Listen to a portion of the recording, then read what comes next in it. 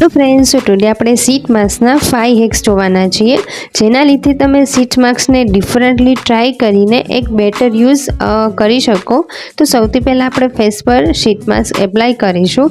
તો આપણો first hack એ જ છે કે તમે સીટ માસ્કને 4 to 5 ટાઈમ ઇઝીલી યુઝ કરી શકો છો. તમે કોઈ પણ સીટ માસ્કને 4 to 5 ટાઈમ યુઝ કરી શકો છો.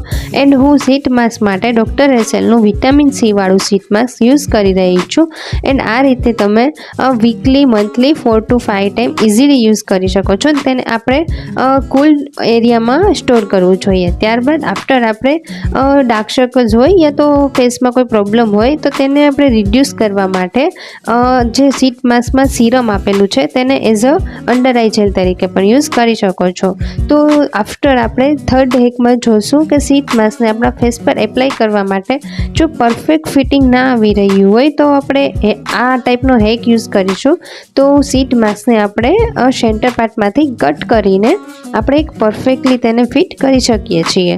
સો આફ્ટર આપણે કોઈપણ પ્રોડક્ટ સ્કિન કેર માટે યુઝ કરી રહ્યા છો, ફેસ સિરમ યુઝ કરી રહ્યા છો અને ફેસ સિરમ કમ્પ્લીટલી તમે યુઝ કરી લીધું છે, તો આ સીટ માસ્કમાં રહેલા એક્સ્ટ્રા સિરમને એઝ અ ફેસ સિરમ પણ તરીકે પણ તમે યુઝ કરી શકો છો. તો આપણા સીટ માસ્કમાં એક્સ્ટ્રા સિરમ આપેલું હોય છે, તો સીટ માસ્કને યુઝ કર્યા બાદ જે સિરમ બચે છે તેને આપણે એઝ અ સિરમ તરીકે યુઝ કરી શકો છો.